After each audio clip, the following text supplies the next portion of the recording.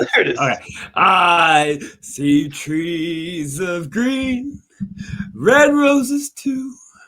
I see them bloom for me and you. And I think to myself about Lucas and Zack podcast featuring Robert Parker. That's right, folks. We don't have Peter Parker. We don't have Robert B. Parker. We have Robert Parker, who's clearly superior to both those losers. That does not check out, but I appreciate the compliment, Lucas. I mean, I think you have done better in your life than a guy who wrote like 40 mystery novels. So yeah, I don't think he did a Sully episode of a podcast. That's for damn sure. Did he talk about orgies on a podcast? No, because the podcasts were not a thing when he was alive. I doubt it. Yeah. Hey, he's our guest on Barbara Stanwyck month. Spoiler alert. So don't ruin this. The ghost of Robert B. Parker is our guest. The ghost is a huge fan of Christmas in Connecticut. I mean, I would not be surprised if a mystery writer was a fan of Christmas in Connecticut. Welcome, everyone. We're returning to Lucas and Zack Movies Month, which is a month that we gave a kind of confusing name. It's just movies we both love. We brought Robert on because he also loves this movie. Yeah, we're not going to talk about. Yeah. No, go ahead. I was just saying, yeah, not that you guys didn't want any guests, but I was booked months ahead of time. That didn't happen. Yeah, I mean, you guys even tried to start late. You tried to get me to quit by starting late, and I was like, no, damn it, I'm here for this episode. Yeah, I was busy cooking, in quotations. The problem is your birthday is not in April, so I think we just need to officially change your birthday. So happy 24th birthday is a great day for you today. Yeah, we'll go with that. 23. This year will be 23. Yes. No, today will be 23. Today, yeah, right. Today was my 23rd birthday. Fucking yes, and come on. Yeah, Robert's here. Yay! Woo! This is what happens. This is what You're gonna say hee-haw after happy. You also say yeehaw, and it's definitely hee-haw. I said hee-haw. Somebody did not watch it. You said yeehaw. I said hee-haw. I said hee-haw. I would like to put up. While we continue to air the dirty laundry of this podcast, this is what happens when Zack schedules guests versus when Lucas schedules guests. They get scheduled significantly large in advance and without the veto power of the person who creates the schedule. But I just talk to people randomly on the streets. I'm like, hey, you want to be on this podcast in 3 months? It's caused some interesting conversations. I've had to send Zoom links to people in countries I'm not sure are actually real countries. Yeah. Name these countries. Sokovia. I don't know if that's a real country. Yeah. Yes. We are going to. Okay, you're spoiling our guess. We're also going to have the ghost of Quicksilver on the Barbara Stanwyck one. I made a Tom Hanks terminal joke. Zack completely missed it, even though it's a movie we've covered on this podcast. I'm confusing all these. Zack was doing his own bit. I thought that was the one. No, it was. Land, and then I said Krakoja after. I said both of them. Okay. Yeah. While we're here, let's do last Letterboxd movie. Zack Ford, why don't you go first? Get us back on track. Hey, because Zack Ford. If any person speaking on the show to get us back on track, Zack Ford will stay to the straight and narrow. Zack, hit it. So remember, I wanted to talk about this magic trick. So, anyways, I just finished literally 15 minutes ago while I was cooking. So I spent months talking about Tom Hanks, and I'm pretty much done, baby. I'm pretty much done. I had to rewatch Saving Private Ryan with my wife this weekend, and then I'm done. But I'm moving on. So now, instead of hearing me talk about Tom Hanks for the last half year of this podcast, we're going to be talking a lot about Brad Pitt. So I watched this early high school slasher movie. It's a second movie. His first one actually played in theaters because his first one was like only in Yugoslavia. It's real weird. This one is called Cutting Class. It is a slasher movie in a high school that was just like any other slasher movie in the 80s. And it's real bad because all those movies are. But I think my main takeaway is that if my movie addiction could be really bad, and I would think it really starts to harm my family, like my relationships with my son and my wife. If I just watch like every 80s teen slasher movie that ever existed, it might break me, and I might never need to watch another movie again. I will say though that Brad Pitt's in a different movie. He definitely thinks that he's like made for different things. That's everyone else is like, I'm a scream queen, or I'm like, I'm made for this kind of movie. And Brad Pitt's like, no, I'm a drama. I have a bad relationship with my dad. He forced me to play basketball, and he's a whole different zone than anybody else is. But still, it's not boring to watch because it's a dumb slasher movie, but it is just horrible, just trash. Weird you're talking about Brad Pitt now instead of Tom Hanks, because Tom Hanks also starts his career with an incredibly forgettable bad teen slasher movie. I would say that one's better. Oh, wow, because that one's bad. That one's real bad. But this one thinks it's a comedy but forgets it's a comedy. Also, Martin Mull is hanging out in a swamp half dead for, I guess, days. They just keep going back to him in a half hour, and he's just moaning for help and getting ignored. And it makes no sense how he's still around or why he's part of the movie. They say the line, Yankee Doodle Killer. It was a classic line from Cutting Class. That should have been my name. Too bad we're not doing it. I did think, even though I said it will ruin my love of movies, if we did a month of A-list actors, early horror films, that could be a pretty fun month. Yeah. I mean, what would you want to do? We could do this and the Tom Hanks one. Paul Rudd and Halloween. Are we talking franchise ones, or are we talking just random ones? Both. Just early bad horror movies in someone's career. We could do Critters 3. Paul Rudd and Curse of Michael Myers. Yeah. He's literally the lead in Curse of Michael Myers. The Tomatoes from Outer Space. I mean, I feel like you were going to want to make us do Texas Chainsaw Massacre for The Next Generation, which is both a classic movie. It's a really good movie. It's so bad. It's so terrible. It's a lot better than any of the Texas Chainsaw. No, it's not. No, it's not. No, it's not. Robert, do you have thoughts on Texas Chainsaw Massacre or Brad Pitt? Haven't seen a damn one. I feel like Sean you need to play Lucas in a trivia match so he can force you to watch all the Texas Chainsaw Massacres. I wouldn't watch them at all, and I would just go in and answer John Lithgow to every question. Is how that would happen. That's fair. I feel like that was the answer for 2 of them. I feel like Robert would like Texas Chainsaw Massacre too. That's just my take. I think he liked what specifically the set. Why is that?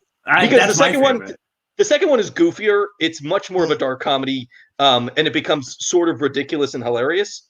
The first one is much grimier, disgusting, and really, really stretches you emotionally and tries to break you. That makes you I feel do love really grimy dirty. Emotional dramas, though. I have seen American Beauty, so that's. It's definitely better than American Beauty. It's quite a lot better than American Beauty. American Beauty is my favorite movie starring Leatherface.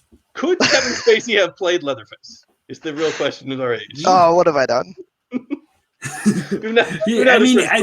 think that's something he does on a daily basis. Ooh. I'd like to say, for the record, Zack Ford's statements do not reflect the statements of the Lucas and Zack podcast, Robert Parker, the StreamYard owned by Nazario, or anything else related to this channel or the Anchor account that I deliver this podcast from. If you want to sue him, please sue him as a sole or the takes individual. of any of my employers as well, please. My past and future employers. All right. I don't think either of us have seen this weird Brad Pitt movie, because why would we? If you're going to watch Brad Pitt movies, I think you would probably come up with a list of 20 to 25 Brad Pitt movies you'd watch before this. I will give you one guess to guess which past and future guest actually has seen this movie, and I guarantee you're going to get it correct. I mean, it's got to be Mike, right? It's Mike Hanley. He said, Mike Hanley's review, fucking good movie. Good fucking Mike Hanley. movie. We love Mike Hanley. Mike Hanley is a man who lives in the positive at all times. Every movie on his he rates is anywhere from a 3-star movie to a 5-star movie. Below that, nothing exists. Everything is enjoyable on some level. I mean, who can't love the guy for that?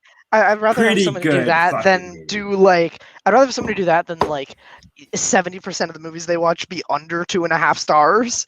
Like, Yeah, are you saying that a right skewed distribution to your ratings on Letterboxd is not good? That technically, That's yes, left correct. skewed. No. Right skew if you're going The downhill. tail is Correct. Okay, Lucas so is right. you're talking about stage right, not audience right. A skew right graph is not a good thing to see on Letterboxd. That is correct. Yeah, it really does make you wonder if you have a If you this have one of person those likes movies, if you have one of those and you've seen 2,000 movies, at some point you just like, I don't know, TV exists, you could watch sports. Like, you don't have to hate yourself this much. yeah. Nah, you can go for a hike. You can like build something in a wood shop. You play video games, you could cook. There's lots of things in life Yeah, you could do if you There's hate other, movies. there's other hobbies. It doesn't. Yeah, you can write read. angry conspiracies online. Yeah. Well, Which Zack, I'm assuming let's is their second favorite thing to do. Look, let's those not- kind of, I will say those kind of people probably love Reddit. So that I do have to admit, my favorite thing about Reddit is that Reddit is 50% just toxic negative people, and then 50% of the people mad at the toxic negative people for being toxic and negative, which in turn is sort of toxic in itself, which is why Reddit at times is That's there. checks out. all of the internet. That's not just. I mean, Reddit. yeah, basically. I'm a big fan of Twitter. Nothing ever has been done poorly on Twitter. It's a wonderful place full of happy people. love I'm a you, big Jack. fan of Wikipedia. Everything else can go. Wikipedia is pretty good. Wikipedia can stay around, and everything else can go. Yeah. You guys ever edited And our Wikipedia? podcast, just the YouTube stream of our podcast, the rest of YouTube can go. Zach, have you ever edited Wikipedia? I feel like you're somebody who'd go and edit Wikipedias. No, I do have a Urban Dictionary entries. It's for Funkleberry Finn. Funkleberry Finn is a farm boy with the heart of a soul man. Funkleberry. Yeah. Please look this up. Oh, You yeah, can you're look right. this up right This now. is real. It's there. This is real. A country boy with the heart of a soul man. What is Zach's, I what is his Sorry. username on The username is Savage Master Package. What? That is not a username. That was not it. January 2011, Savage Master Package. I don't know what that name is. It's you, my guy. My other internet legacy is that I started a profile on farmersonly.com of a bisexual Jewish farmer called Cornstalker 144.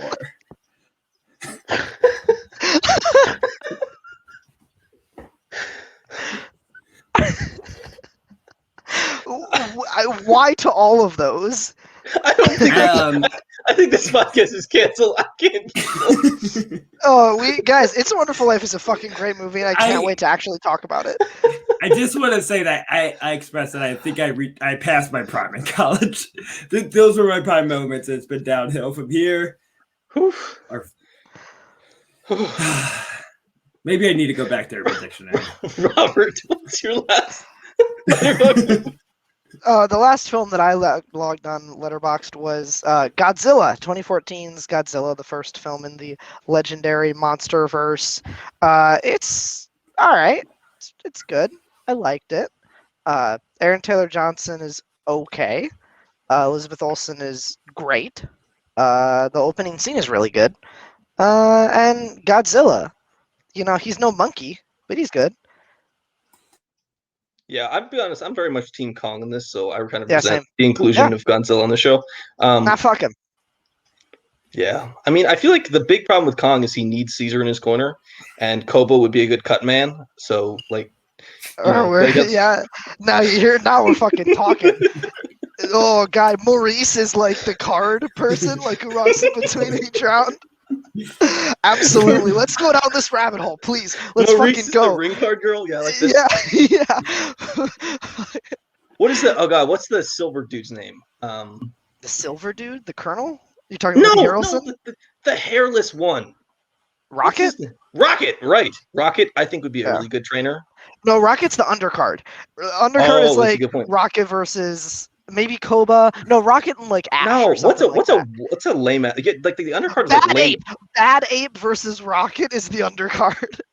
Nah, it's Bad Ape versus like what's a small like monster thing? I'm trying to think what's like a good version. You have found two different ways for me to have no idea what you're talking about. It's like two different languages merging together. Bad to make Ape something. versus Salacious Crumb. Oh, This is the undercard. Let's fucking go. Yes. This is why you have me on. I will train Bad Ape. I will help him. I will give him. I will do strength and conditioning. He can do road work with me. Yes, and Yeah, absolutely. I'm gonna say no, but Aaron Taylor Johnson is really bad in this movie, and Godzilla. Yeah, Aaron Taylor Johnson shouldn't be in any movies. Aaron Taylor Johnson is just kind of not good in movies generally. I think it's No. he's good in Kick-Ass. He's good in Kick-Ass. That's about it. No, he's not. He's good in, No, no, he's Kick-Ass good in sucks. Kick-Ass. Okay, I'm a keen Kick-Ass fan. I'm a big fan of Kick-Ass, which is why I mean, the problem is he's good in the first one, and he's not very good in the second one. He's fine in the He's good in Tenet because he gets 5 minutes and he just says Tenet gibberish and then gets he has a great beard. Did you recognize him in Tenet? Like I legitimately think he came on screen in Tenet. And I was like, he's good. I had to go Google it. Like I was like, that voice sounds familiar, and I had to go Google it because I literally hadn't seen him in a movie in like 4 or 5 years. He's good in the first 5 minutes of The Illusionist, and then he doesn't show up for the rest of that movie either. He's young like Edward 12? Norton. He's young Edward Norton in like the opening couple scenes of that movie. Do you think his career was ruined by the fact that he married somebody who was like 30 years older than him? I'm going to say his career was ruined by the fact that he was not a good actor. I just think that people got turned off by that as a concept of the fact that he married some 40-plus-year-old. That's some real sexist ideas because the people don't judge it when it happens the other way that much. No. I will say it helps because he doesn't have to work. She's fucking loaded. She did 50 Shades of Grey. She got all that. She got the sex swing money, baby. Yeah. Is there sex swings in 50 Shades? I don't know. Yeah. Well, I don't remember. Sex dungeon money, baby. Yeah, that's yes, more there we accurate. go. That's better. There's helicopter crashes in that movie. There's more helicopter crashes across the 50 Shades series than there is in 2014's Godzilla. Aren't there more helicopter crashes in 50 Shades of Grey or Suicide Squad? Oh, Suicide Squad. Suicide Squad has a legitimate. I don't know. The movie is unmatched. There's about 6. I think legitimately, whoever wrote that movie has like beef with Suicide Squad. Maybe like his stepdad had like a helicopter and was like, "I'm gonna fucking crash like 10 of you bitches in this movie," and that's why that movie just is like nonsense for 20 minutes as they just crash helicopters. I'm also, just to go back to make you seem more like a dick, I'm pretty sure she's like 12 years older, not 30 years. So you're exaggerating even more to make your sexist ass point. She's 24 years older, just so we're clear. Yeah, eat shit, Zach. No, she's quite. And they got married when he was in his early 20s. Yeah. And she was like late 40s. It was. As someone also married to an older woman. Oh, wow. I would appreciate you not. Is this what's happening? That's what you're doing? It's what? Warm in this apartment. And you just wanted to show off the Marvel t-shirt, let's be real. It's a good t-shirt. To be honest, you know why? Because it fits. Yeah, because you were mad that we were talking shit about Aaron Taylor Johnson, and you wanted to bring up the fact that he plays Quicksilver. He's good in that movie. And is clearly the best Quicksilver. Oh, no, he's not. The guy who was in Kick-Ass with him is a better Quicksilver. Yeah. So, Lucas, what was your last movie you logged on? Yeah, let's do this. Okay, so the last movie. 3. Put this together solely, and we have the whole length of every podcast we did all put together. Zach, this is your fault. You started with the whole Farmer's Almanac, and I could not breathe for about 2 minutes. Farmer's Almanac? That's not what you said. I don't remember what you said. Yeah, it's okay. Who cares? The last movie I watched was the movie that almost took down Titanic, which is 1997's The Full Monty, which is this random $2 million film that basically was the biggest contention for the highest grossing movie of all time at the 97 Oscars and beat it at the BAFTAs. The story of out of work iron workers in Sheffield, England, who decide that they're going to become male strippers, and hilariousness ensues. Stars Robert Carlyle from the Trainspotting films, Mark Addy, who would later go on to be in Game of Thrones, Tom Wilkinson, who's been in stuff like Batman Begins and other movies that I'm blanking on at the moment. Green Hornet. Green Hornet is good, by the way. I enjoy Green Hornet. The Madison, Wisconsin classic, The Last Kiss. Yeah, absolutely. Yeah, just a really funny, heartwarming British film. Robert's going to keep naming Tom. How many more Tom Wilkinson films? No, he's naming Madison. Nobody knows. there is no Great Dane in The Last Kiss, but they should have had Zach Braskin drunk in the Great Dane. That would have been great. How many Wisconsin-based movies are there? Not that many. One. It's called The Last Kiss. It has Yeah. Zach Braff and the University of Wisconsin Union. Yeah, I'm pretty sure there might have been. There's probably been stuff shot in Milwaukee, at least partially, but not like fully set taking place. Oh, that's right? 2020's Irresistible with Steve Carell is I set haven't in. seen that. Classic. It's not good. It's really not. Yeah, Full Monty's really fun. I feel like I have nothing to say right now because I can't stop laughing internally at things Zach has said so far. So yeah, Full Monty, watch it. It's on Stars, I think. That's where I watched it, or Prime or something. I don't know. Look it up. It's fun. Great movie. Awesome.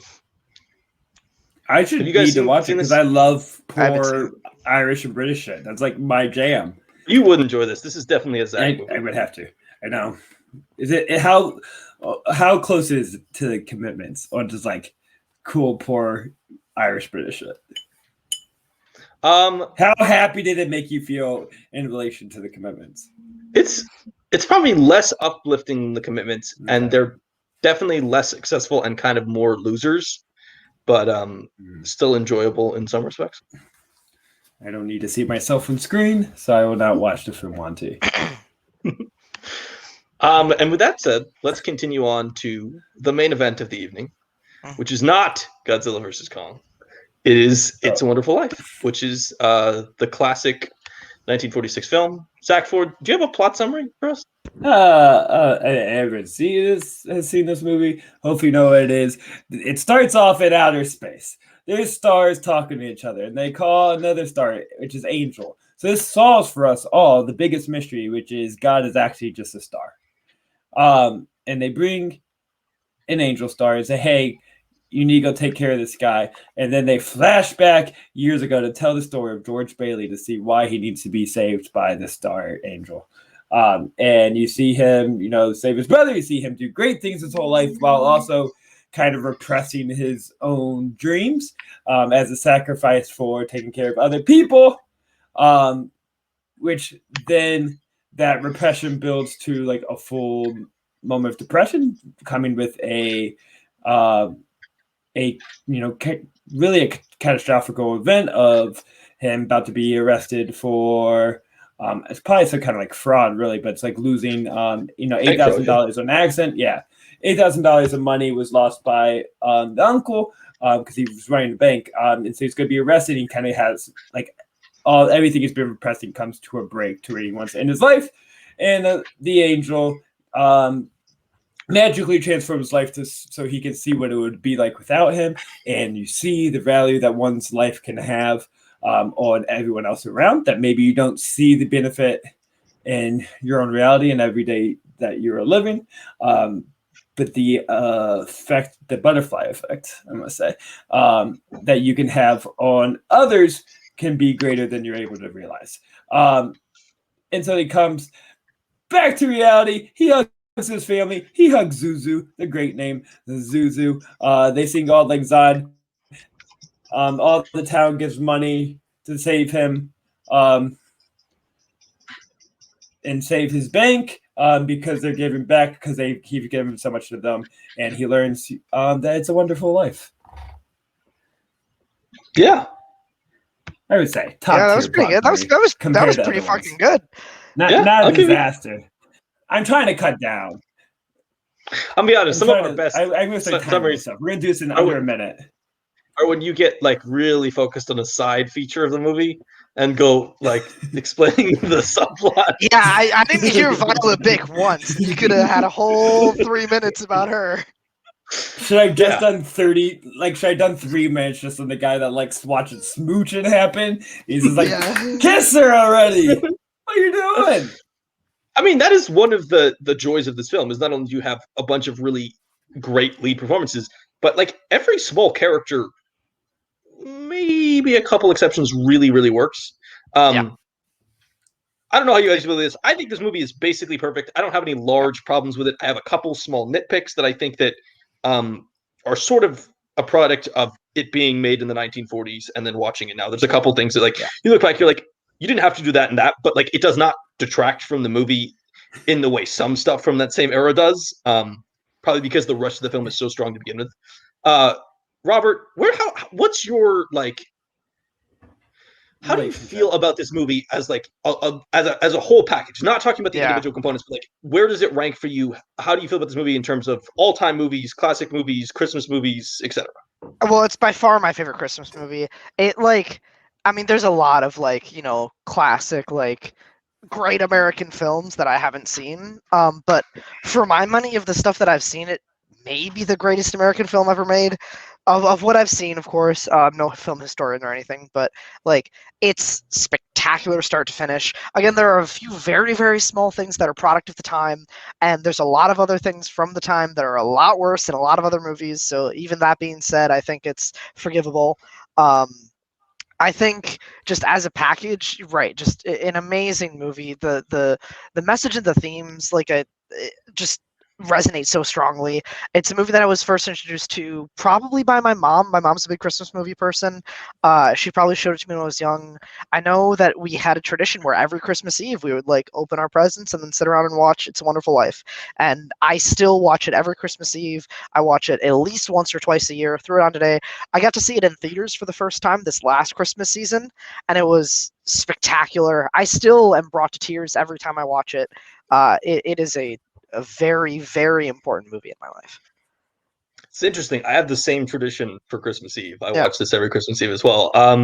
Yeah, the ending always makes me So cry. powerful. It's Whenever so powerful. Harry Bailey raises the glass and goes, to my brother George, the richest man in town, tears every single time. It's Right. just so beautiful. Watch. I mean, just like the basic idea of somebody giving their entire life to other people, helping other people, and thinking that reaching to a point where they think that they've gotten nothing back in return, and then getting the chance to see exactly how much they meant and how much people were willing to help them in their moment of need is just an incredibly powerful message that I think it's never going to get old. It's some movies have messages that they have like an ideas they want to talk about that, there are great movies that talk about things, but they only work in the context of we're worried about the Soviets and it's the Cold War. Like some of those concepts only work then.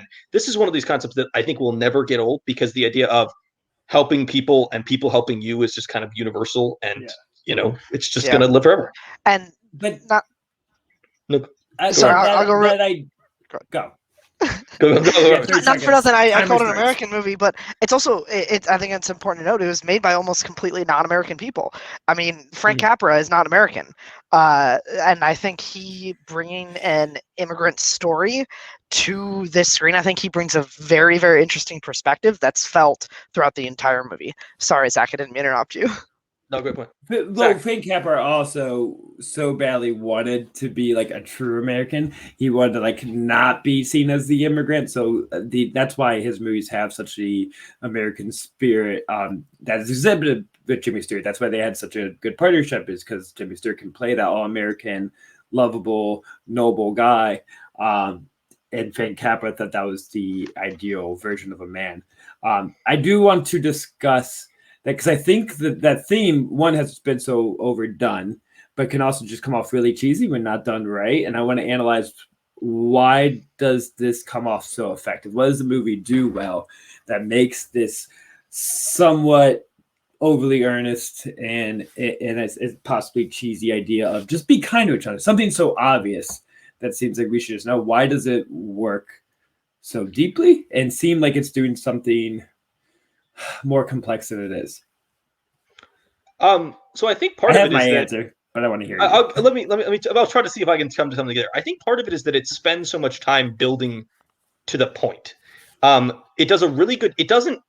A lot of times, movies when they have a big idea will show the idea really early on, and then as a viewer that it's building up to this big idea from like minute 5. This film really doesn't do that. You start the movie, somebody needs help, and that we're going to send out an angel to help them. And then you learn the life of George Bailey. And they punctuate the moments where he makes the choices that help other people. But they really like play the long game. Like it's a lot of, he is genuinely very happy in his life for the majority of the movie. And it all kind of hits in this one bad day. If this movie if he was unhappy with the choices he was making for the majority of this movie, I don't think it works as well, because you have to understand George Bailey's story is about somebody giving and giving and giving and giving, and then he just can't give anymore, and that's when other people pick him up, and the every takes a village concepts, and that's kind of when this works out. The fact that they really let it slow roll, and it's just like he saves his brother, he helps the druggist not do something, and then the druggist gets him a bag, like just on like even like he makes Mary feel special at that dance. Like there's all these small moments that they really just kind of let be moments in the overall story. They don't try to pound it into your head. Like they do have moments where he has to really think about what he's going to do. Famously the one is uh they've nominated you to replace your After his father. father dies, right? Yeah. Right. That's kind of the first big one. Where it's like if you won't do this, they're gonna close this down. And that's like the big one. But they really kind of just let the movie happen, and then you really get hit with the message at the end. It's really show and not tell throughout the entire film. And then finally at the end, you're like, Clarence is kind of the character that's the first one in the movie who starts telling him, you have all these friends, you've done all this stuff for other people. You're having trouble seeing it in this one moment because you're frustrated and one bad thing happened that's changed your entire perspective. But if you take a step back for a second, and I will give you that chance to take a step back, you will see that this is not as bad as you really think it is. I'm with Lucas 100%. It's absolutely the show not tell, because he doesn't he's not on that. Like when you first hear about this movie, you're like, oh, it's about how finding out what would happen if you would have never been born, and that's what the movie's about. And yes, it is, but it's about this character. It makes you care for George Bailey. That doesn't happen. That scene on the bridge where Clarence jumps in, doesn't happen until there's about 35 minutes left in the movie, and it's a 2-hour 15-minute runtime. Like it is not a quick 90 or anything like that. There's 35 minutes left, so it goes through an hour 45-ish of showing you why we should give a shit about this character, and it is every little moment, so that the end pays off so much, because every single character that comes up and gives him money, you've seen and you know what he's done for them, right? It's Martini when he helps him build the house, it's Sam Wainwright, it is Annie, it's his mother, it's the druggist, it's everybody, it's the people at the high school, it's everybody he's helped with the building and loan. And I'm actually he's not happy the entire time, which is something else that I think is important to note. Like he really, from the opening scene where he's at the drugstore, he's talking about how he's an explorer and he's going to go see these great things. Don't you know where coconuts come from? Like, and you watch this like kid evolve into this like grown businessman, and there's time jumps, but you really see that like adventurous spirit slowly over the course of the movie get put out, and it just boils over and when there's about 35 minutes left, and then you realize that through Clarence, showing him what would happen if he had never been born, that even though his life didn't turn out exactly like he planned when he was 11 years old, that doesn't mean that it's a bad life. That doesn't mean that he's compromised or that he has nothing to be grateful for, because he did have a wonderful life and he made connections with people and he made an impact in people's lives. Yeah, it's definitely the patience, but I think also just that sadness does feel real, because I think a lesser movie can make you wonder why he gets to the point of suicide, like because they do spend a great amount of time for us to witness why he's a good guy, why the community would care about him, to where we could also go like, how does he not see this? And so the suicide is not believable because he seems like such a stand-up guy, but they counteract that with kind of his altered perception of his reality, that he's so still kind of in the mindset that this is all a weight on his shoulders, rather than seeing the goodness of the work that he's putting in. That the depression and getting to the point of wanting to jump off the bridge feels real, and especially how big they really make the kind of conflict at the end is really like he's going to go to jail. Like it is a pretty extreme event. That makes it he freaks out as real. Yeah, the freak out makes sense and believable, and it also because it is on top of everything else that came before. He was already a boiling pot. 100%. When he's like freaking out and he's throwing Uncle Billy around his house talking about bankruptcy and scandal, and it really is a boil over point. And you're right, you feel the weight of that last 15 minutes when the war has ended, and George never went to war and Harry did, and Harry was a hero, and you feel that weight on George. And then the money with Uncle Billy, it feels you're with George in those moments because you've seen him abandon his dreams, and now he feels like he's being punished for it. When that money situation happens with Potter, there's the point where he's offered the job with Potter and he turns it down to be a stand-up guy, and then it goes into this sort of montage of Mary's working on the house, and day after day he comes in late from the office, and you just feel that so heavily. And by the time that money thing happens, you feel like you can understand his desperation. It's also fitting that George's ultimate breaking point is because he's going to take the fall for somebody else's screw up. He didn't lose $8,000. Yeah. He could have. He has the choice to throw Uncle Billy under the bus. No one would believe that he was wrong in that scenario because everybody knows Uncle Billy is an idiot and like a drunk and probably shouldn't be working there. And in some ways, allowing him to continue to work there is part of George's greater kindness to the world. I think he also does such a great job of making you understand why both realities are valid and real. And it's really about how George chooses to look at the world. Like, Right. George can choose to look at the world. Like, it is completely valid for George to look at the world and go, I gave up college. Be spiteful. Right. I gave up getting to leave when Harry came back and had a different job. I gave up a life of adventure and exploration for this building a loan that's about to make me go to jail over $8,000 that one of my incompetent employees left me. If you really think about it, George is an exemplary, impressive, amazing human being stuck with a bunch of people around him who are not on his level, but he consistently lets his own like options go by for the purpose of helping other people. So in a lot of ways, And what Clarence shows him is completely valid. Yes, he has helped all these people and he should be proud of that. But his reason for despair and frustration is also completely valid because he has given up so much. He has sacrificed so much. He has put the weight of like basically half this town on his shoulders. And it is completely understandable why one bad moment would cause you to go from, kind of tired worker to I'm going to jump off a bridge, because it does feel like, well, if I can't keep myself safe and out of prison, there's nobody else in this town who can help me. I'm already saving all of them. And it's over time too. Like, it's not like just in the kitchen when he's like, "Why do we have to have all these kids in this drafty house?" It's not like that's the first time that he's shown like some kind of ambition outside of his current life. One of the funniest quotes of the movie is, what are the three best sounds? He goes, breakfast is served, lunch is served, and he goes, no, it's the anchor chains and plane engines and train whistles. Like, for every single scene, every time they skip time, you still see George's ambition just a little bit less, and you still see, right from the time he has a kid and he's the magazines, from the time that he's going to catch the boat, and then his father dies and he has to stay and he sacrifices his trip to Europe, then he doesn't go to college, and on and on and on and on. He gives up his honeymoon. Right. That is, we'll talk, hopefully we'll talk a little bit about the bankrupt scene a little bit later, but that's one of my favorite scenes in the movie. That is show, not tell. That is not people saying, "Hey, George, you're a real swell guy." That is like one of the ultimate like protagonist scenes in any movie. Well, it's because George Bailey is one of the best movie characters of all time. Yeah. He's built, it's a combination of great writing, great direction, and great acting, but also they give him so much to do. They ask him to do so much, and he just constantly keeps living up to the challenge. He gets to play happy-go-lucky. He gets to play the leader. He gets to play the hero. He gets to play his face when he's on the bridge and he looks like he's going to jump off and he's got that look in his eyes. Like, he goes basically every facet of emotion you could ever think of. James Stewart's face shows in this film. It's incredible.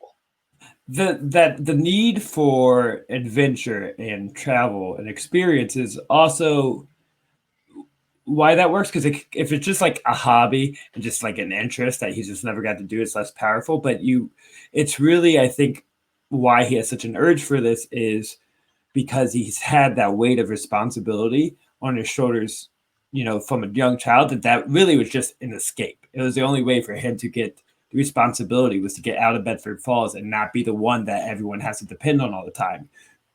Which then the whole, lesson that you can learn at the end is that he doesn't have to carry the weight, that because he's, putting so much time and care to people around him, that he doesn't have to escape to be free of that he has built a community around him that they can help out too. There's going to be the give back.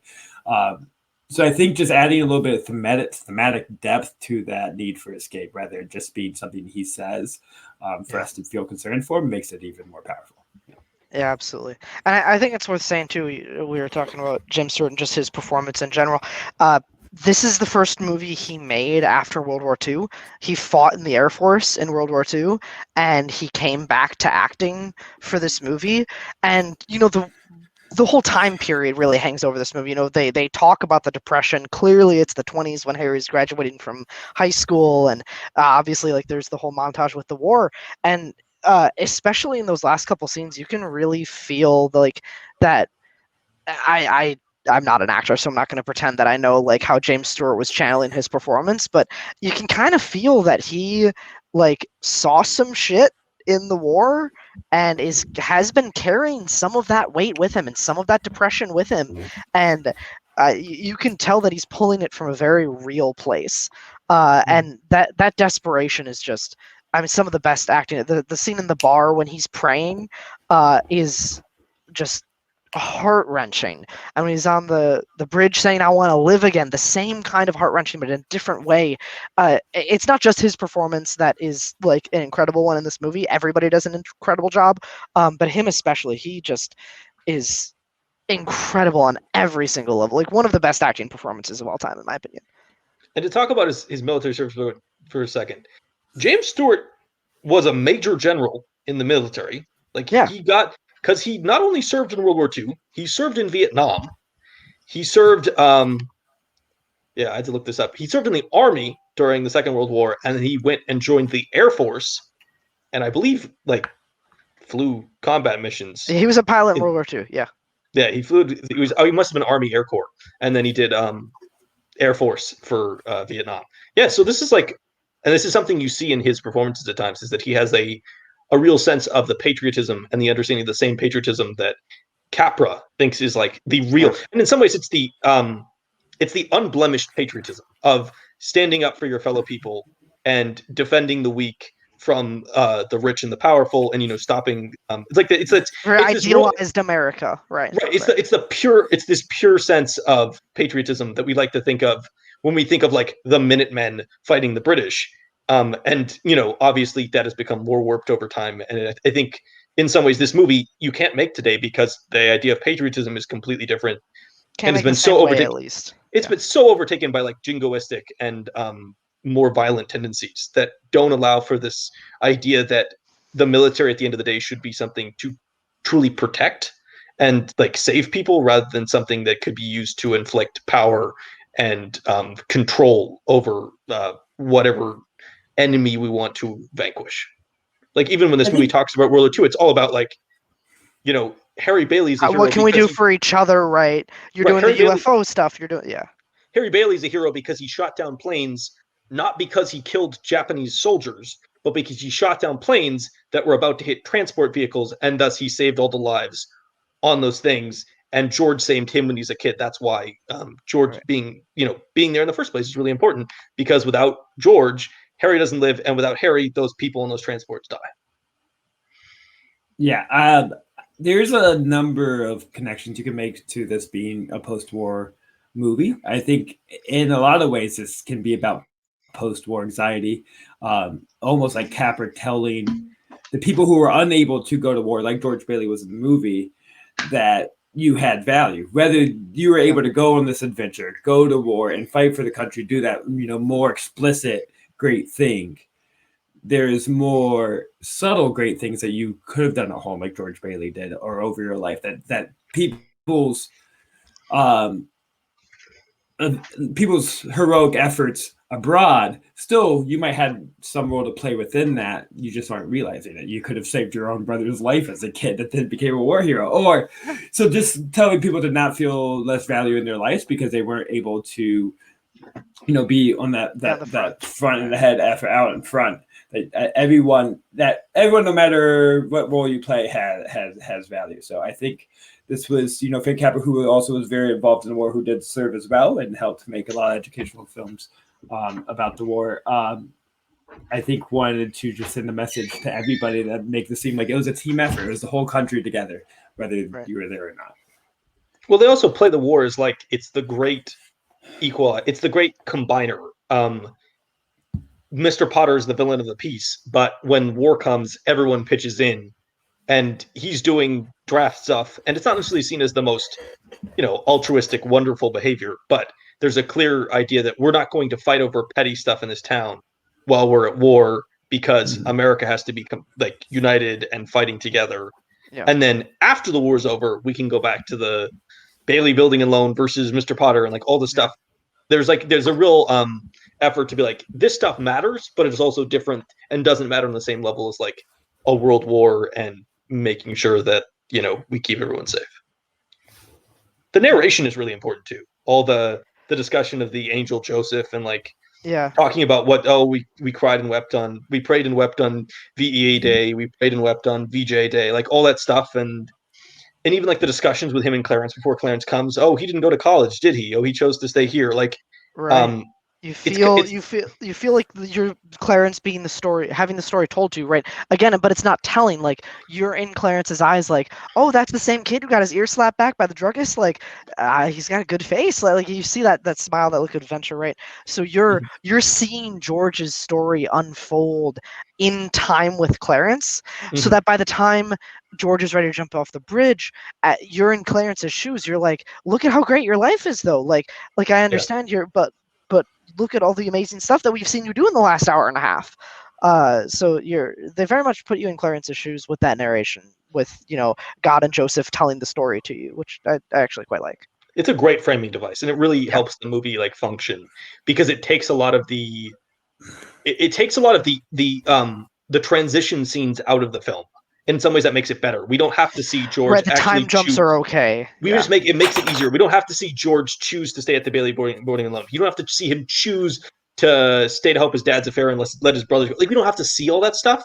And in some ways, that makes the story just works better, because we don't have to see all these extra scenes, because we have this Clarence is being told the story of George Bailey. He's learning right. George Bailey. Clarence is seeing the highlight reel, which is also what's important for the audience to see. We don't need to see the however many months or years that Mary and George were together before getting married, right? We have that strange but effective scene in Mary's living room when they're on the phone together, and then the next scene is their wedding, right? And it works. Yeah, it really does help you cut out the stuff that would burden down this movie and slow it down. It's a 2:15 runtime, but there's no fluff. There's no cut that you can make. It is a very effective 2:15. Absolutely.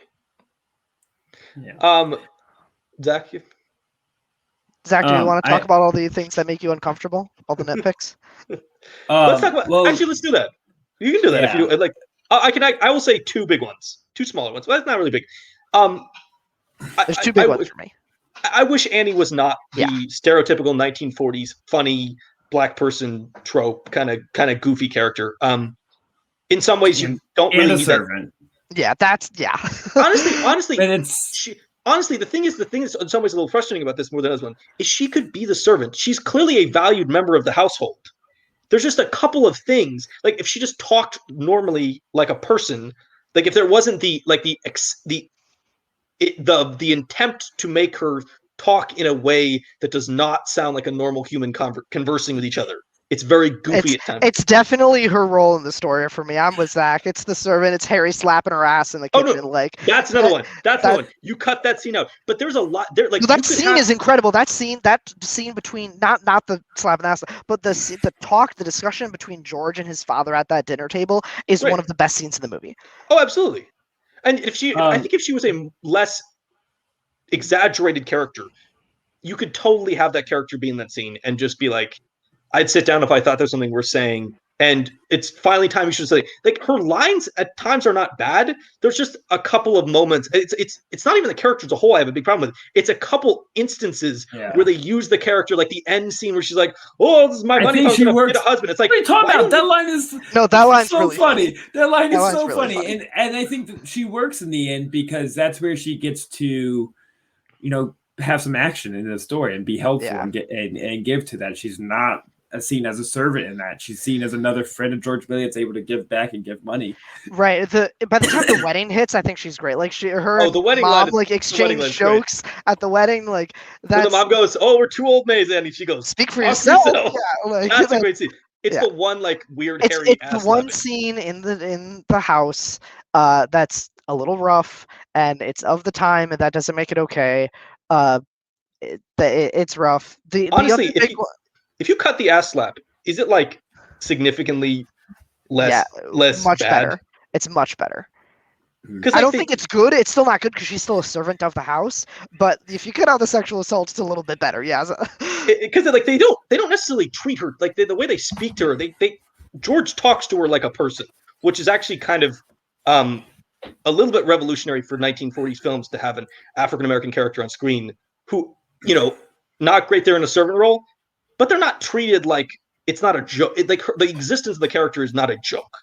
Like, which is, it's not perfect, but it's not going to kill the movie for me. Do you have the other one? What's your other big one? The other one is Zack's name right there. Oh, I'm ready. Let me get Yeah. to. Okay, I want this. So, when he's in his fantasy sequence and he's seeing how life is without him, he sees these like really horrible things that happen, like the pharmacist that he helped at the drugstore as a young age because becomes a drunk and was in jail for 20 years. His brother is dead because he wasn't there to save him. Like actual death happened because he was not around.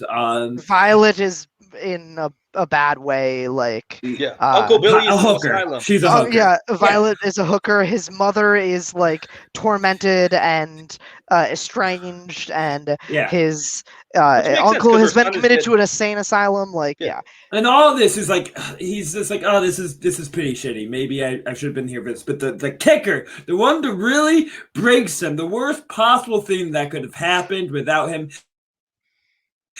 is that his wife not only became an old maid and unmarried, but a librarian. How, like, what a life a woman. She's just about to close up at the broken library. woman had to go take care of books. To be fair, it's also the one that wasn't married and has to give out books. What a horrible life for marriage. It's the one that doesn't make sense compared to every other one makes sense. Why you take George of the story, why Uncle Billy, why all this? It's the one that doesn't make sense because. Yeah. She was clearly, she was clearly popular. Married Sam Guys liked her. Like she was clearly. This was not a person who was, lacking for suitors. Yeah, but there was clearly interest in her. Even if you go back to the original dance where they meet, a guy is interested in her. He's honestly, now back to my story. See, I almost used that as my name. I almost used that as my name, which was the great line when he goes, "Why don't you stop bothering people?" I don't think. Hey. Okay, her being alone is not the problem. It's the fact that her being alone is seen as a horrible thing is the problem. Because honestly, I think it makes sense why she's alone. Because I think they want you to think that he was the one to love, and there's no one else that she really could have fell for or feel for. So I believe that. But the fact that her being alone was devastating. Because I was like, man, she made it out. She's doing great. She has a job. She's working for herself. She's probably read lots of great books. She doesn't need no man. She's like living it up. She seems swell. I mean, she has glasses now. Is that part of the bad thing too? Her eyesight got bad somehow. I think it's in some ways. It's not even necessarily just the librarian aspect of it. It's the librarian with the ridiculous outfit look thing, where it's like you didn't get George Bailey and you got glasses and like a bad haircut and like where did everything? Why does everything else go along with the George Bailey? Fine, be single, but it's the other. It's just that the movie treats that like her ending up alone as a librarian as like on the same level as like Harry dying as a child. No, it's the worst level. That's what he. It's the worst. Even worse than that. Right. Mary, what happened? Also, Bert, the cop. What if he would have shot George in the back of the head? That's a real ACAB moment. Yeah, there's a there's a lot of what ifs, with the fantasy sequence, but my biggest one is what if Bert had just fucking shot George in the gut? Like, or anybody, he's just shooting out in this open town. You can really see the difference in like policing over time. Is like they clearly did not have to fill out a report every time they fired their weapon because he's just like fucking trying to pop off in the middle of the street like it's a western. To be fair, George punched him in the face. Yeah, I mean, what are you trying to rationalize right now? If I punch someone, I deserve to get shot? What the fuck? It's not what I'm saying at all. I would say this for the record. I think if you get punched, fine, shoot. You can just shoot accurately at least. The guy was like swinging his gun around. He No, could have hit there's like somebody definitely behind some- him. Do you think pistols are definitely accurate? some- He was using a fucking Luger, like from the 1940s. He's not gonna That shoot was accurate. not a Luger because a Luger is a German weapon. It looked. It was a small pistol from the 40s. I believe it is a Colt, but The Luger is that the only sounded- one that I knew. Be proud that I knew that. we'll show you pictures after. A Luger looks very different from it. It does not have the barrel thing. Okay. It's Okay. Yeah, And pretty next sure it's time a on Colt. Guns and Lucas and Zach, we're dissecting. When in doubt, Manchester it's an American movie. Just guess Colt. It's Sure. probably a Colt. But that being said, those are the two big nitpicks I have: are the Annie thing and the Mary thing, and also just like Mary and George's relationship is like very, very, very sweet at a lot of moments, and it also like is a little bit 1940s at moments, like especially that scene right before their wedding. When they're listening to Sam's call and he like shakes her a little bit, like he's just a little bit of like emotionally abusive in that scene, but also it checks out for his character because he's really devastated at that time, right? Harry had just come back, revealed that he's married. He's not going to take over the building alone. George feels very stuck. Like, I'm not justifying his actions, but it made sense in the character in the scene. Yeah, it's one of those things that I think you criticize more harshly if this movie doesn't work for you in so many ways. Right. Like, I think this is like, if you come to this movie and you're like us and this is like a 5 out of 5, yeah, these things get a larger pass. I think if you like the movie less, you probably have more stuff to talk about. That scene is a little awkward. Well, he's just he like yells at her and then like suddenly kisses her and then 30 seconds later they're and get married. Like that is the movie doesn't play off high melodrama for most of the movie. That Right. the drama all kind of feels real. That is the moment of high romantic melodrama that was part of all, a lot of classic cinema, especially romantic movies. That the scene with like we haven't really talked too much about like the romance itself and like the romantic aspects of the movie, which like on the whole is like stellar. Like there is so much, and there is so much chemistry between these two. Like the scene after the dance is like an incredible scene. Like it's a little bit 1940s, man, but like it, especially when like she goes in the bush. It's but, like, a little honestly, bit like 2015's man / 2021's man, depending on who you're speaking to. Honestly, that's true. I But like think that it's a really sweet. It's a really sweet scene. I think it really holds this. I think you could take that scene and in a lesser talented actor and director, it becomes creepy. I think the fact that George is always he's playing it off as a joke a little bit. There's always a joke to it. He's teasing her, right? Yeah. He's teasing her, but he's teasing her and like there's really low stakes to it. He never tries to make a move on her. Even the jokes are like, "Well, my mother's uptown. I could sell tickets." Like, then he always he makes jokes, but then he also pulls himself back. Like he never like if he made that joke and then kept going, it would get creepy. But he always, I could sell tickets. And he goes, "Oh, no, I don't think so." Like, probably not. The cops would be on my side too. Maybe not. Like, yeah. And he's never really looking at her. That helps. Like, there's still that's true. He's like wandering around. He's always kind of away. He's still giving her space. Yeah. He doesn't make it seem predatory at all. He goes, this is a very interesting situation. Yeah. Which also, I mean, two of the best lines in the movie. This is a very interesting situation, and why don't you just kiss her instead of talking her to death? Two of the best delivered yell lines in the movie, except for maybe the conversation or the George's speech at Potter after his father's death, which is an incredible speech. That's just such a. It also like informs character so much, that speech. You know, like it's also. Is it too much to have him work and pay and live and die in a like? That's just such a good scene. Sorry. This is why James Stewart works with Frank Capra, because no one can do the righteous yelling as well as James Stewart, and no one writes it or no one directs it as well as Capra has. I think that's where their simpatico. But he can yell, and you always feel like he's still in the right mind, and he is on the right side. Yeah, and he can also end it with a punchline, because at the end he was like, "And you as well." And you as well. Yeah. And that goes for you as well. Yeah. It's an incredibly quotable film, which is I think one of the big parts of why it works is that, and it also it builds characters so quickly in your mind. It cements them so quickly in your mind. Like there are characters in this movie that like everybody knows, like Bert and Ernie, like they would go on to become puppets on Sesame Were Street. they named after these characters? Yeah, They must have been, right? They're named. Yes, they're named after Bert the cop. That was gonna be my Zack like Sesame Street puppet question for the pod. It was gonna be, were Bert and Ernie on Sesame Street named after Bert and Ernie in this movie? Yeah, I assumed yes, but I didn't know. Yeah, absolutely. But they also just those characters are built so quickly. Yeah, like it's one of those things where like you get 30 seconds with Uncle Billy, you know who this guy is. Absolutely. I don't. What is the first? Is the first scene that you meet the two of them the scene where he gets a ride home from them after Violet Pick? One of my favorite, funniest gags in the entire scene is Violet talks to him. I don't care how I look. That one. All right. And she walks away, and she walks past the guy, and the guy walks past her, and he turns around to look, and then the car goes honk, and he has to jump back out the road. I think that is the first scene with Bert and Ernie. I think so, because all the time before that he's a kid, and Bert and Ernie never show up when he's a kid. Yeah. I want to backtrack to Bert and Ernie real fast because I didn't say anything at the moment because I wanted to double check before I said misinformation. But I was always under the assumption that was a urban legend or a myth, and it is. So it says it's commonly thought of that, although it's been never confirmed. And actually, many people I worked with within the Henson Company, including Jerry Joel, who do a lot of the Muppets writing. He was like their main writer.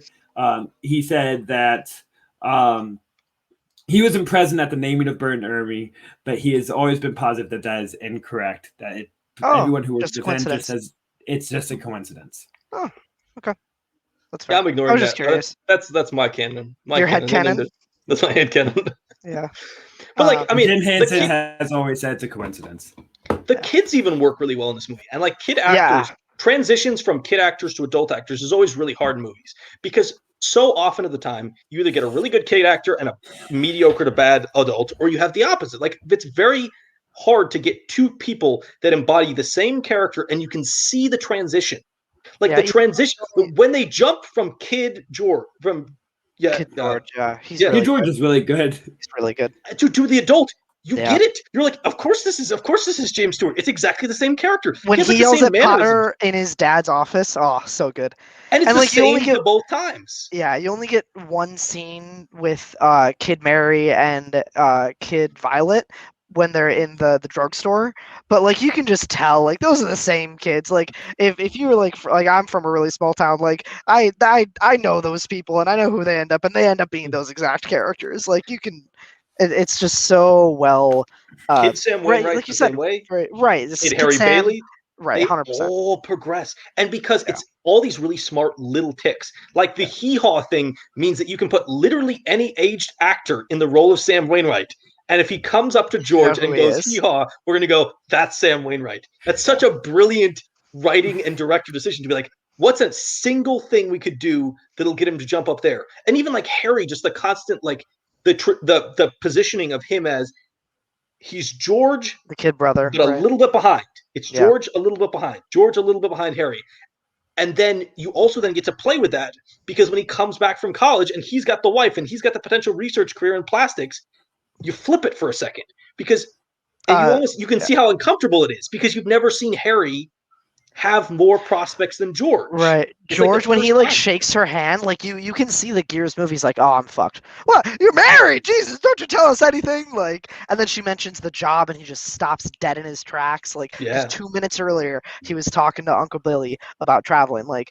It's so good. This whole it's just set up and pay off over and over and over again. That's why this movie just works so well. Yeah.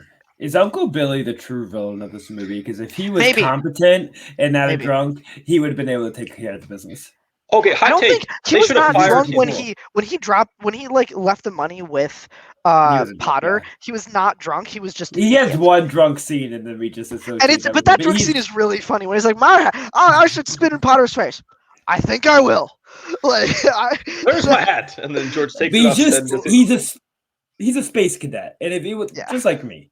And so that's why I feel bad for my brother, just like George Bailey has to pick up my shit because I can't keep my head on straight. And so that's why, Lucas is my George Bailey in real life. He's such a good character. The bank run scene, I'm going to talk about it now because it's kind of a transition with George Bailey there. Maybe my favorite scene in the movie. Well, not besides the ending. Discount the ending after his mouth starts bleeding again. But before that, maybe my favorite scene in the movie, like just the epitome of informing character through showing. Cements his character. For Mary too.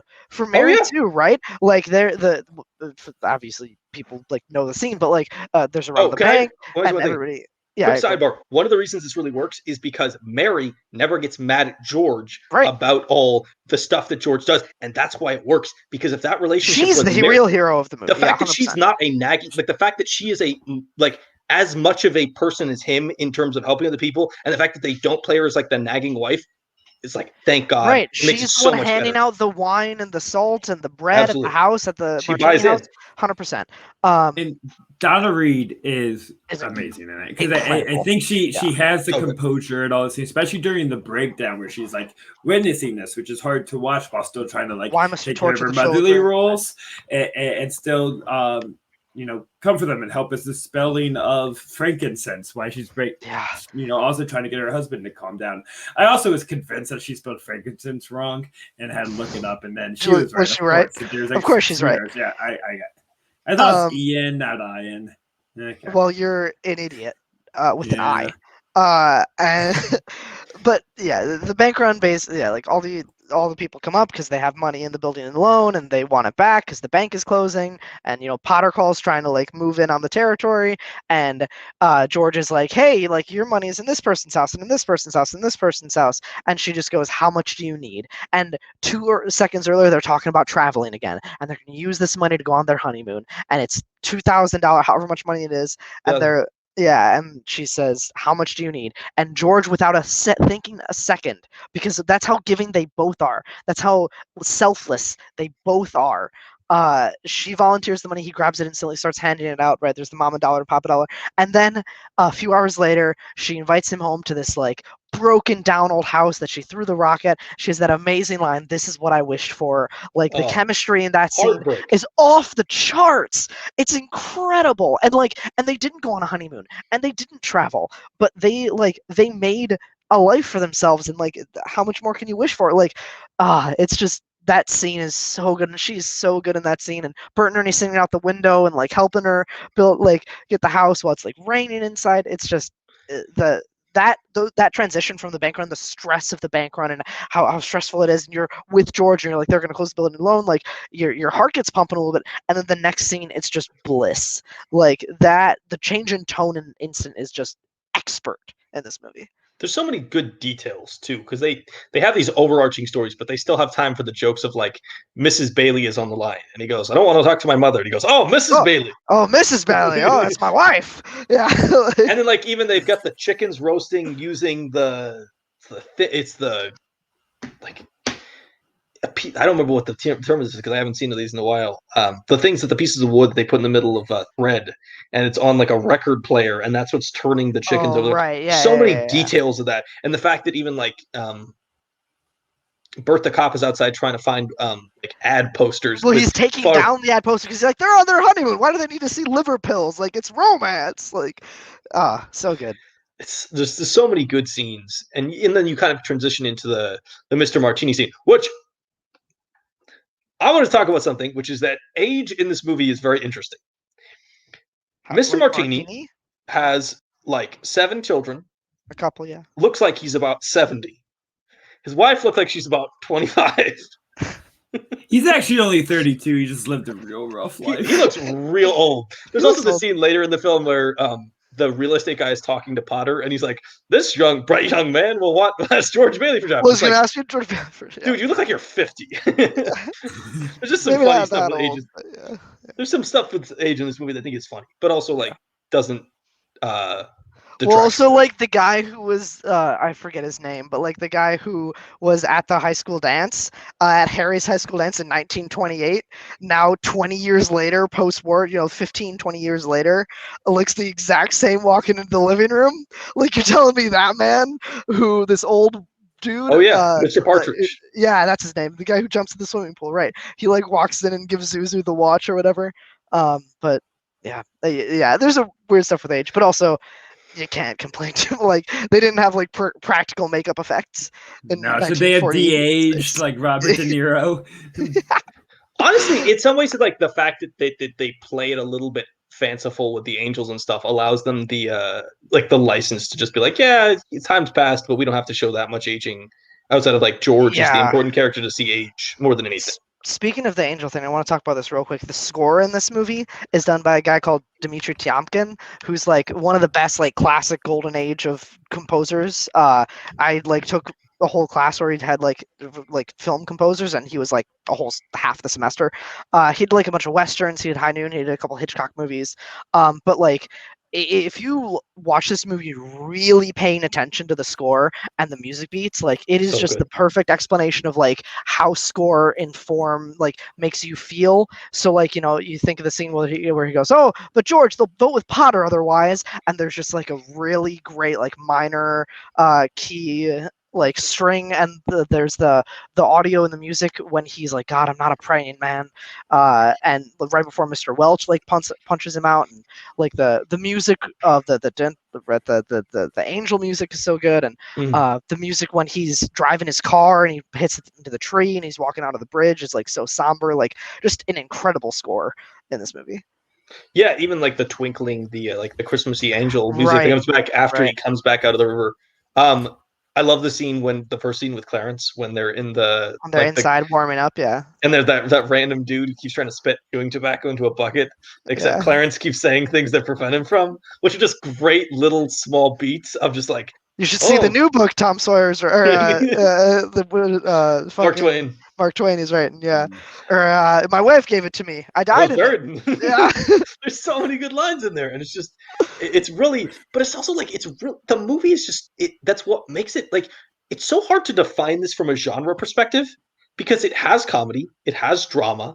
Um, there is a It's a little bit. holiday It's certainly a Christmas movie, but fantasy Oh, yeah. drama. yeah. Yeah, I mean, it's just like Yeah. that's what it's what really works, and it's probably the reason why it's become so watchable. Like this is a movie that I was watching last night, and like I would like turn away to check a text or something, and like just hearing the dialogue, you know exactly what's happening on screen because you've Yeah. seen it so many times. Like, but like I never feel annoyed with this movie. Like, there's movies sometimes you watched a lot, and you're like, okay, I need to watch this again because X reason or something, and like you're like, all right, fine, I enjoy scenes of this, but there are other scenes that are going to drag.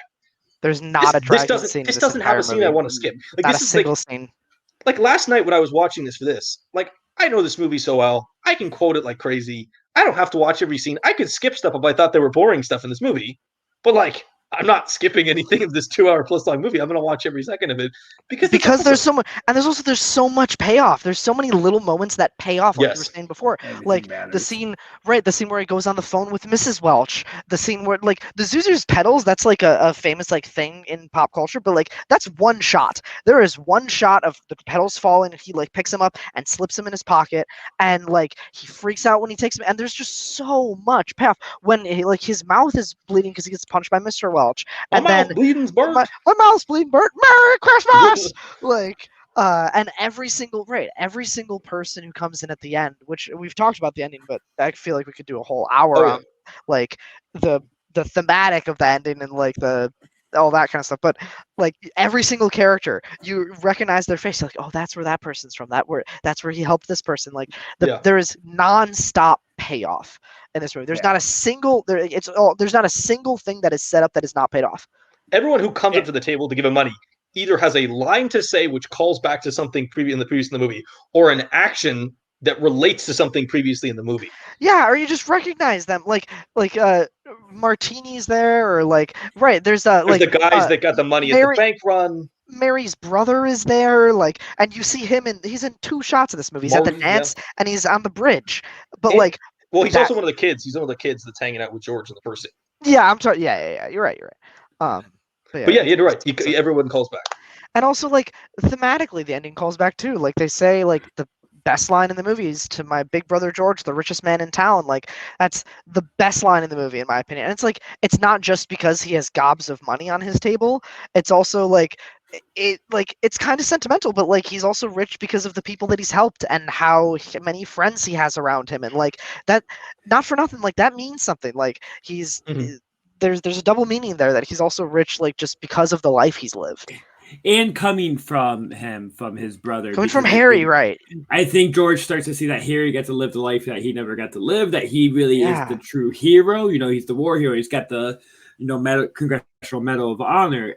So to hear it from someone that George thought was, the top tier hero you could Right. be, see that And- it's actually Harry has been looking up to George all along. That's who Right. Harry. George is, the pedestal to live up to.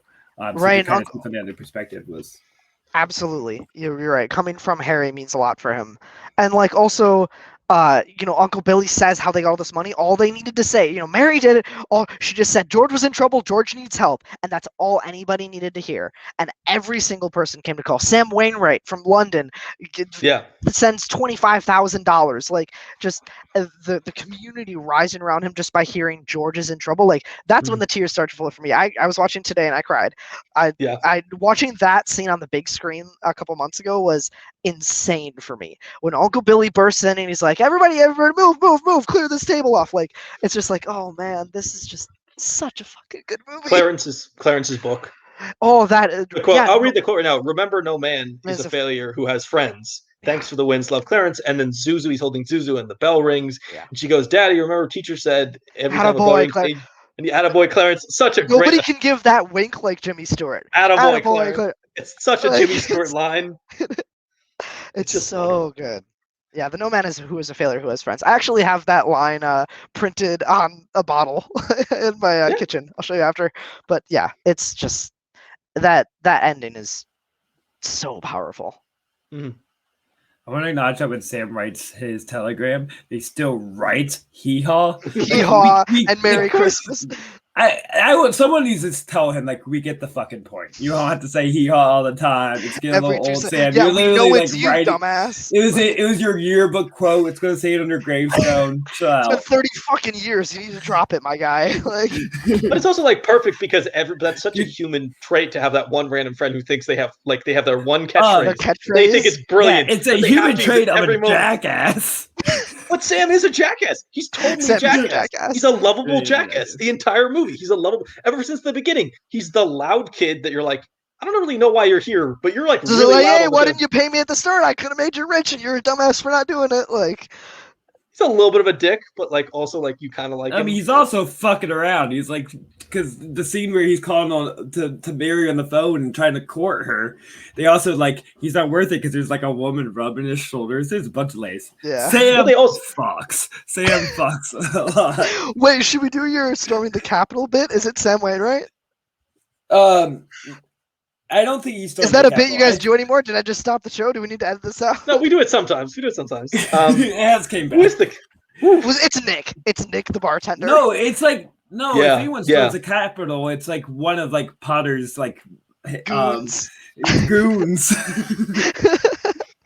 Violet Bick definitely stormed the Capitol. No chance. Oh, no. You know who actually stormed the Capitol? The two guys Violet Bick was with? No. One of George Bailey's sons, the black sheep in the family that grows up right against what his father is like. He has the false idea of how to live up and stand up for the country. I still think Nick we serve hard drink. We saw you hard. Like his accent is impossible. Gentlemen, we serve hard drinks. The men who want to get drunk fast. And we don't want any characters to give the place atmosphere. That is such a good line. That is the biggest characters to give the joint atmosphere. And then he kicks them out and he goes, "Hey, look, I'm giving out wings." Okay, this connects to my another point I would make. Clarence, is he a top tier movie hang? Like, he's a good hang, right? I don't think at Clarence the bar. is He's like, hang. I want some mulled one. That's like that one with cinnamon on it. So the guy on the drinks. cloves. A flaming rum punch. No, it's far too cold for that. The guy's up for a drink. He will jump in the water after you. He's a funny little fella. He's Harry Bailey is a the ultimate hang in this. Harry Bailey is Harry. Yeah, Harry is such a good hang.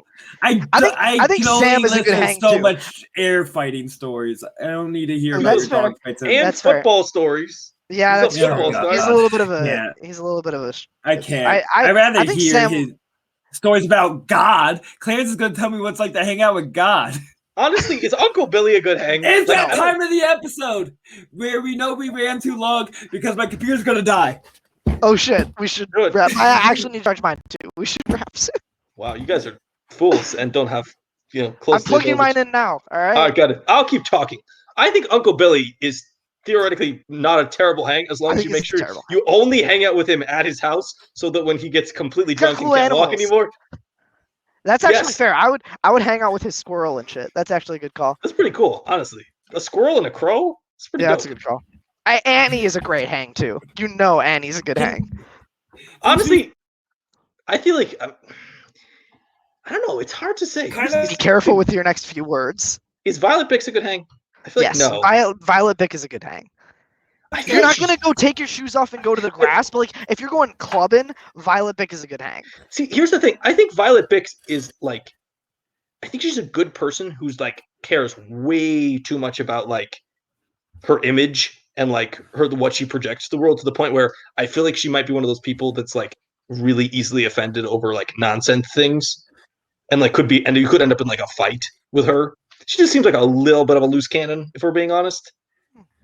I think she's really funny when you're in your 20s and can be a little wild, and then after. I was just gonna say, like, I would like rather think, actually, genuinely, probably best hang in the movie. It's Mary, like Donna Reed. Yeah. Are you kidding me? She's an incredible hang. Can this 2-part segment become our official new third part since we stopped doing third parts of who stormed the Capitol, who's the best hang? It's a good hang, yeah. I like it. I mean, the storm the Capitol bit we're definitely gonna retire at some point because the farther we get from that event, the less I want to talk about it. No, it's gonna be Tindy. Well, we're gonna do who's the best hang. It's now this I'll create a theme song. Who's the best hang? There you go. Mary is my best hang for sure. Nah, I'm still going with Clarence. You gotta say who's officially your best hang, Lucas. What door do you open? That's not a thing. Honestly, I'll hang out with Harry Bailey. Harry Bailey is. You will. Yeah, you seem like the Harry. Harry definitely like will lift some weights with you, right? Definitely. Harry and me can talk. We can do football stories and war football stories and war stories. I would be down to hear both of those things. And then after that, we can just do something stupid or like go. Is Harry's wife a good hang? I feel like we know nothing about her. No, it's the problem. She's the least developed. She also is like she's very much like she's not a nothing character, but she's not a very detailed character. She's not part of the town. And maybe that's why. No, I know. The movie really cares about who's part of. She's an outsider. So, like, fuck this. I do. They only care about the Bedford Falls. This brings up a real question. Do they get divorced? Because when he comes back from the White House, she's not with him. So no, did she not go to the bank? He took his mom. Right, but if you're married, you take your I feel like Terry might have gotten divorced at some point in there. Or she died. You don't know. Maybe one of those. I'm not trying to make it that dark. Well, she was a nurse in the war. But she was a field medic, Lucas. You ever think about that? I guess. Maybe she was still out there. I guess he sort of got to come back maybe earlier than other people because he got the medal. That's also probably true. Well, no, because VE and VJ had both happened. Yeah, but they still had troops overseas after those days. They just weren't fighting anymore. Because, obviously, like a lot of the stuff in Europe, especially, they didn't uncover a lot of the really bad stuff until after. Basically after the war was fight. We weren't fighting anymore. That's when we had to start dealing with like the cleanup of is that what you're calling it? I'm saying the cleanup of the atrocities. The cleanup, the problem solving of the atrocities. All right. So one last thing I really need to talk about is that the message of this movie, it's all great. George Bailey gets to see the value of what life would be like without him. But a majority of us fuckholes in reality, that this happened, the angel goes to show us what life would be better. Half the people's lives might be better. Like we're gonna go and see all like the people we were dicks to, and now they're like living it up. Or like your mom is so happy because she wasn't weighed down by your childhood. That's such a pessimistic view. I mean, I guess the question is, if you're George Bailey and you've only helped other people's lives, the world will be worse. If you're a shithead and you get shown, but I also feel like if where's you're a Mr. shithead, Potter's what happens if Potter was never born? What happens if Henry Potter was never born? Honestly, I think the world is probably worse off. I think it is too. Just because I think there's it's no not George Bailey. George Bailey's not who he is. If it was no, for he Potter, is. I think George Bailey. I don't think they need Potter as an adversary. He needs an adversary. He's I don't think it's adversary. I don't think it's the Adversary.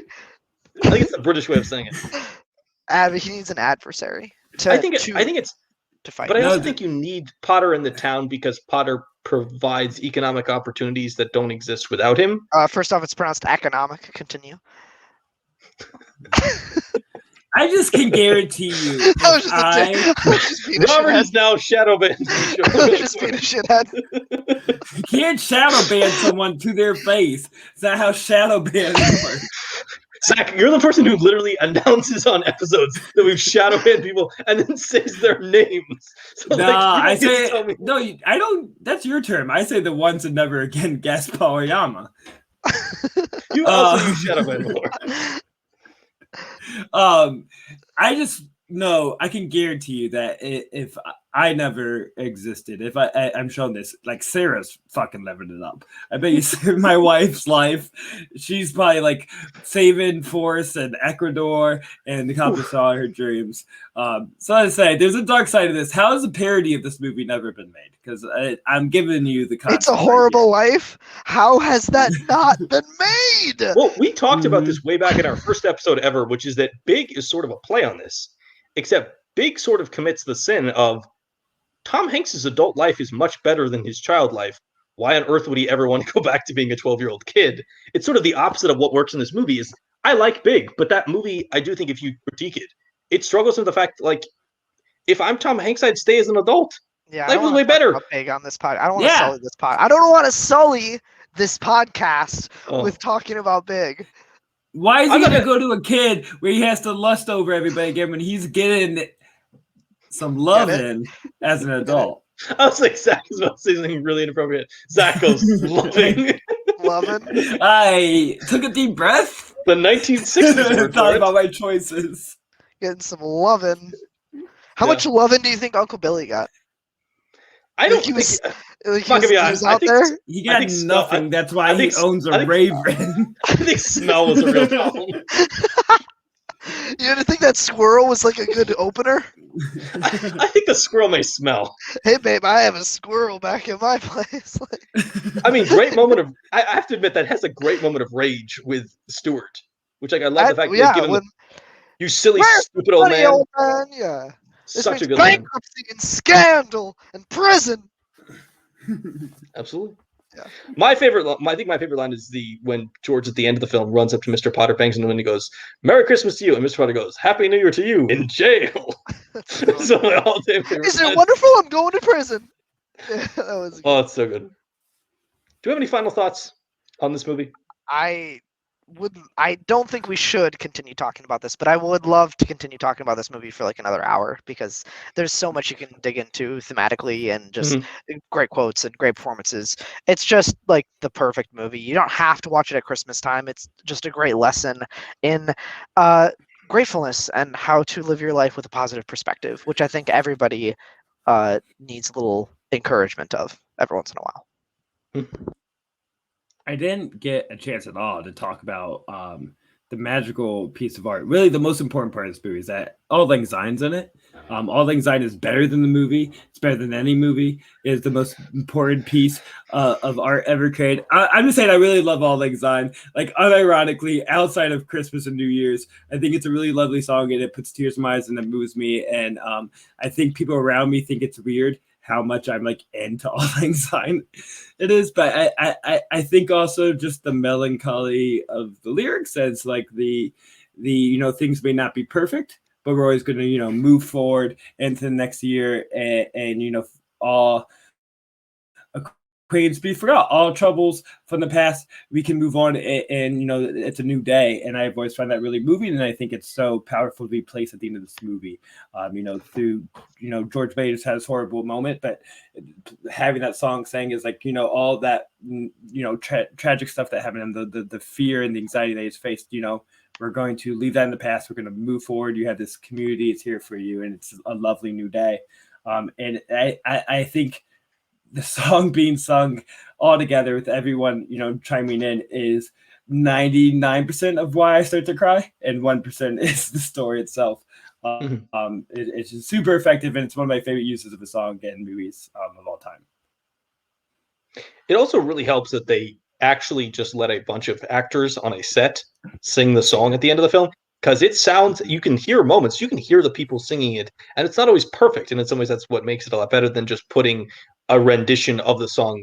It recorded by sounds like people. a living room full of people Absolutely, drinking yeah. and singing the song, and that's what it needs. I- You don't need the overture with the perfect pitch from a No. 40-person choir. You need that living room full of friends singing the song. And you Yeah. also, they do a really good job like making sure you can at least hear Donna Reed for like a line, and you can Yeah. hear James Stewart for a line, and you can even get You the hear kids. the piano going, 100%. Yeah, it works really well.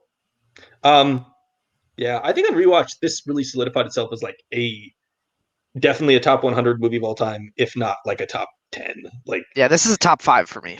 I think it's one of these movies in some ways you think about it in the context of Christmas, so it's like, that's the best Christmas movie. And then I stopped thinking about it after that. But like, this is legitimately basically a perfect movie There's and one of the nothing greatest really films ever. Christmas about it other than the like The last goodwill scene and the takes humanity. place on Christmas.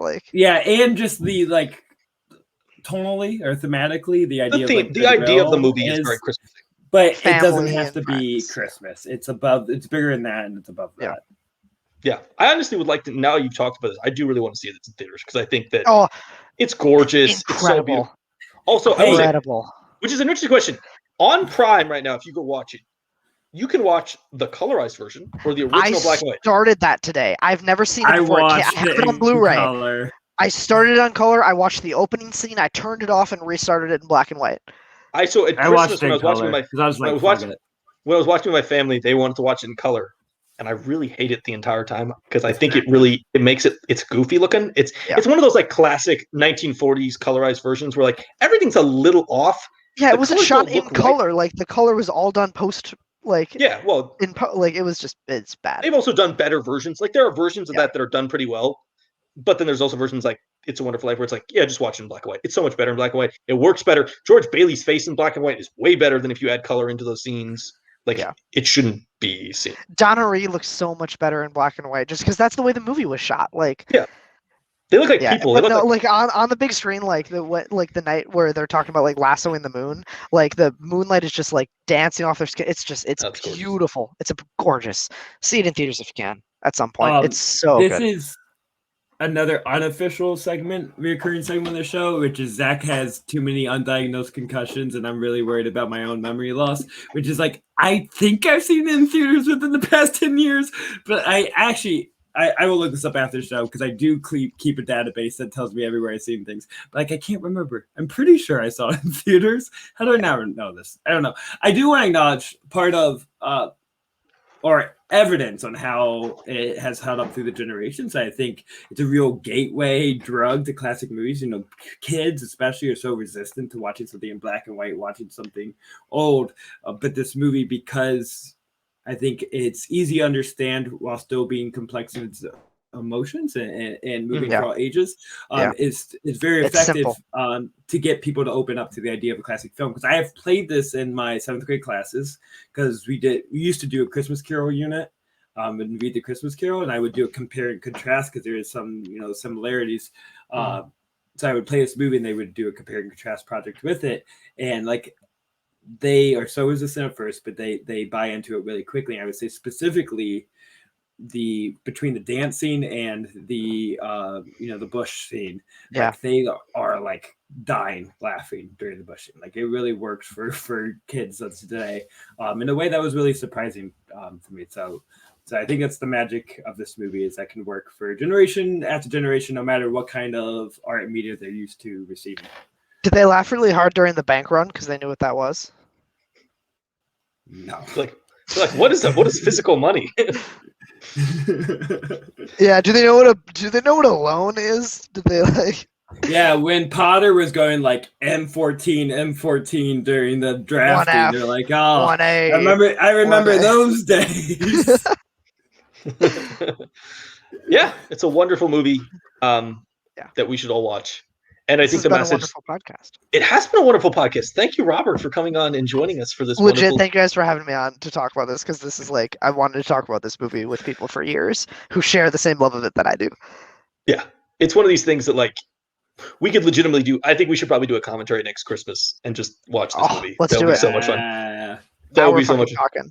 I think we'll put that in Imagine the the schedule. only two commentaries you guys ever do are the Snyder Cut and It's a Wonderful Life. Wait, I did just decide we were going to do an episode on the great holiday special, Peter, Your Conspiracy Content. I canceled it because of time. This is something very, very, very important to me. No, we're commentating that next year. And it'll be fun. Lucas's We'll do first that. watch, and it will be great. Peter Conto? I think I've seen that. It cannot be worse than the Snyder Cut. So No, it's not worse, but it's whack.